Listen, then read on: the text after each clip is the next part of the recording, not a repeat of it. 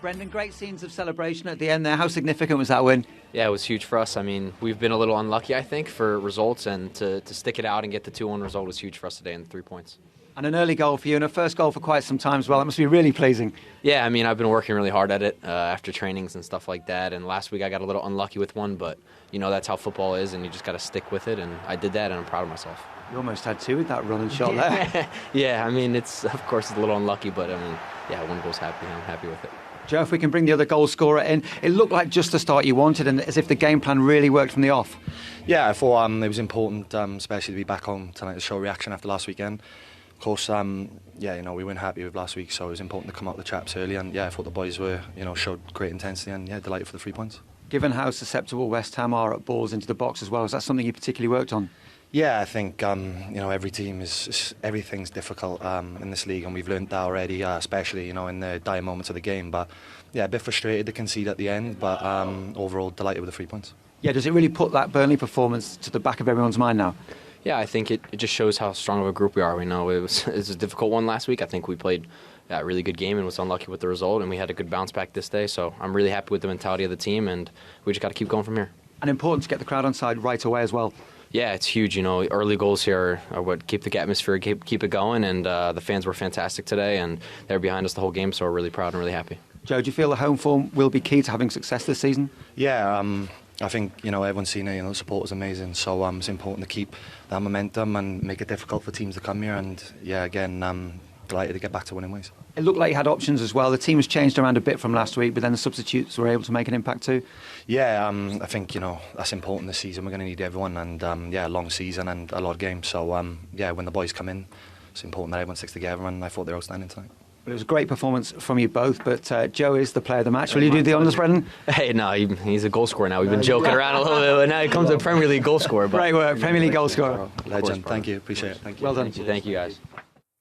Early goals critical for Leeds in that defeat of West Ham. How important is this win for them? It's massive. Even look at the table and you see 11th and that, just a little bit of breathing space. Of course, you can't sort of like rest on your laurels. You have to keep going. But I think this was a massive game, and Tim said it before. You know, I think you hit the nail on the head when you spoke about, you know, if you can beat the teams in and around you. You know, and especially, I mean, Leeds has always been a difficult place to go anyway. Even the teams that we played against, you know, it's always a hard place to go. But especially at night. Yeah, under the lights. But no, it was a fantastic performance. Everyone to a man. But this is a massive, massive win tonight. Yeah, their first home win over West Ham in 22 years. Tim, a big question there about home form and getting the victory at home. We know that Leeds have a fantastic record at Ellen Road. Before that Spurs defeat, it was 23 unbeaten. How critical is home form, especially when you're in their position? It really is for any of the teams who want to stay in the Premier League. It gives them a chance. Sunderland massively supported him. Jay played up there. I mean, when you're going to places like that and when you're playing well, and if you start the game well and the team gives you a leg up like West Ham did today after 4 minutes, gets the fans up, and all of a sudden you've got an extra man. You know, the danger comes when they aren't going well and it's not going so well, and the fans start, you know, there's not a lift from them, and then you have to be brave as players to go and get on the ball and make your team tick. But if you're getting leg ups like you are today from West Ham after, you know, not willing to put their head on the ball in the box, conceding easy goals like that, and then another one shortly after, you're on a hide into nothing as a West Ham player. You really, really are. What are they thinking of? But you have to give the credit to the Leeds players and the Leeds fans. They get on the up. You know, it's deafening in there. When they're on your side, it's really, really difficult to turn the tide. They nearly got away with it, West Ham, because they sat back Leeds in the second half. I thought they got it all wrong in the second half. I really did. But as a manager, you're right if you win. And they won today, so we have to give them the credit. But I'd like to talk to him and say, why did you sit back? Why did you give West Ham an opportunity to get back in this game? All right, West Ham played better, and they couldn't get any worse than the first half. But it's really interesting to see how managers go about it. Yeah, Leeds were very quick out of the starting blocks, though. And I think, Jermaine, that blueprint you gave us at the beginning, telling us all the mistakes that West Ham had made, all the things they needed to fix today, that's something that Leeds very clearly studied, because they made use of all those weaknesses, I think. Yeah, I mean, it's the managers and the coaches. It's their jobs to sort of like, you know, and the analyst to sort of like pick ways where you can sort of nullify the opposition. But we spoke before about balls in the box. You know, if you can't win the first one, can you win the second one? These are basic principles. These are, I mean, you're taught that when you're a kid. You know, when the ball comes in the box, can you defend it? You know, just clear it. And again, you know, the ball goes wide, and then you think, right, West Ham have got a lot of bodies in the box. Don't win the first one, and everyone just goes to sleep, really. Yeah. You know, Aaronson's the one that reacts first, and to concede so early against a Leeds team in that stadium, the game just becomes difficult after that. Yeah, Calvert-Lewin looks to be in an offside position, and the official clarification from VAR is that he is in an offside position but didn't impact the goalkeeper's ability to make a save. That was 1-0. Just 3 minutes in, 15 minutes in, it was 2-0. Yeah, I mean, Rodon lines up for the first corner of the game and he must be rubbing his hands. He's thinking, Paqueta is marking me. No, they must have got this wrong. All right, I'll take advantage of it. So I just drift in. He's got a 1v1. All I have to do is drop my shoulder, go the other side of him. It's a mismatch physically. You've got the big centre-backs in there for West Ham. You know, Kilman, Todibo and Souček, who's a good header of the ball. They're marking space. Space doesn't score goals, but players do. Rodon just walks in there. He don't even have to jump. He just heads it into the corner. Yeah. Game over after that. I mean, for what? Not. For what? For lack of organisation from the manager's side. You have to give the manager, unfortunately, on this occasion, and his coaching staff, the blame for this. Because when you write down, Jay, I tell you, when you leave the dressing room, you know exactly who you got to mark from set pieces. And straight away, when he's asking the big centre-backs and Souček, who's a good header of the ball, to mark space, then it puts the pressure on Paqueta. He's not. We talked about him before. He's a luxury player. He's a very good player. He's technically gifted. But in the final third, keep him away from your goal. Don't give him a responsible job like marking the best header of the ball in Leeds' side. We saw Aaronson talking about Rodon after. He's a goal scorer now. He wants to head the ball. Paqueta, the last thing he wants to do in a football pitch is head the football. But he's giving an arse to there. He just walks past him and heads it into the back of the net. I'm going to beat Paqueta in the air in that corner. Nonsense. But that has to come from organisation, from the manager. It's terrible. You could have beat him at present? Yeah, probably. At present? You could have beat him? All day long. Yeah, all day. I'll beat him now, tomorrow, No. or next week, or whenever you want. Just clarifying that point. Thanks very much, Tim. West Ham did improve, though. We have mentioned it. Tim, you mentioned it yourself. Let's involve you here, Jermaine, because one of the substitutes actually made it a nervy finish. Mateus Fernandes getting on the score sheet. Yeah, and it was a good goal. And, of course, Jared Bowen was involved in it.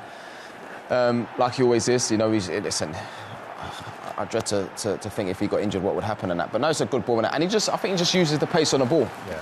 He uses the pace on the ball and just sort of like flicks it. And the goalkeeper's obviously got no chance in that. But yeah, West Ham were better in the second half, and obviously that's probably the only positives that you could take, really. Yeah. But I don't know why they started so slow. When you concede a goal away from home so early, it becomes difficult. Then you need players to take responsibility in that. But they didn't become nervy, and it's all down to Leeds, really, because like Tim said, the second half was completely different to the first half in terms of how they approached it. Yeah, well, 2-1 at that point, they couldn't find a way back. We've talked a lot about the West Ham defence. Were there any other areas, Tim, that were a concern for you? Midfield, perhaps? Midfield, standing still. Standing still, not aggressive enough, can't run when the opposition midfield get the other side of him. Look at Ampadu here. Ampadu is a midfield player, but he's also a centre-back, and he's drifting past them. Look, I'm trying to catch him. They can't get anywhere near him. You won't say he's that quick, will you? No. He's not as if he's lightning quick, but they must have planned it. When you get the gaps in the midfield, drive through it. Look at him here again. Look, they're driving. Look, he shows his feet. Then he's running away from him. Paqueta, I'll help you out. No, I won't. Souček can't catch him either. I mean, you could drive a bus through there, but the bus will probably catch you up quicker than them boys. They're not getting back. They haven't got the legs in midfield to make a difference, and they're not aggressive enough, and they're not clever enough in their positions, what they're picking up. Look, that says everything. Look, 18th, sprint. George, that's the most important part of a football pitch, the middle of the pitch. If you lose that battle, Tim played in the middle of the pitch. If you lose the battle and you don't compete, I think there's a difference between competing and working hard. Everyone works hard. You don't go on a pitch and think, I'm not going to run today. But competing is completely different. And you see there, when you've got a player running towards the middle, running at your back four from the middle of the pitch, it should never happen at this level. The problem I have with their midfield, when they're running towards the opposition goal, they run a lot quicker. When they're asked to run back towards their own goal, they don't run as quick. Now, that's a mindset, and that mindset has to stop, because otherwise you're going to end up in a championship where no one wants to be. You have Premier League managerial experience. If Nuno were to call you tomorrow and say, what should I do? What advice would you have for him? I say, well, first of all, play left footers on the left-hand side of the thing and right footers on the right. And the fullbacks were just, I don't understand why he did that. You've got to get your centre-backs to defend and defend as a unit. You need some protection in front of them. You need legs. You need to start putting your foot in. And you need to start running around as well and getting the ball as quickly as you possibly can to the forward players. We can see the forward players can play. Keep Paquetá onto the pitch, but keep him as far away from your goal as possible because he's not responsible enough. Get the ball to Jarrod Bowen and play a centre forward. Get Wilson in your side. He calls the threat. And if he's not doing anything on the ball, he's occupying centre-back and he's creating space. Fernandes comes in, scores his goal, does all right. He's got to try and find his best team as soon as possible because they're leaking goals and they're not scoring them. Yeah, still looking for a first win is Nuno Espirito Santo at West Ham. Let's look at the results under him so far. That Everton game, his first one in charge, a 1-1 draw, that was probably their best performance under him. But they've regressed a little bit there, Jermaine, losing to Arsenal, Brentford and now Leeds as well. Yeah, I mean, the Everton game, but Jules, naturally you get a reaction. When a new manager comes in, you always get a reaction from the players. That's normal. But then can they maintain that? Can you put in performances consistently? I think that's the hardest part, and they've not done that. And yeah, of course, you speak about the set pieces and the coaches and manager have to take responsibility, but at the same time, players as well. And, if you can't score goals, you're not creating chances to score goals, and they should be, by the way, with the players that they've got at the top end of the pitch, conceding too many. 9 games in now from West Ham. How concerned are you that they are in real danger of not being in the Premier League next year? They're in danger. I think they'll get out of it. I really do. I hope they do because I think they're a great club. I'd love to support. Like today, you couldn't buy a ticket in their way and unbelievable support, travelling and at home. But they need to start some organisation and need to get a win as quickly as possible because they're in danger. They're in a relegation scrap right to the end. I believe that. I mean, the manager, what's he been there 26 days? So what was that, Ange, 39 days? He better be turning his phone off if he don't get a result soon, that's for sure. Worrying times at West Ham. Final word to you, JD?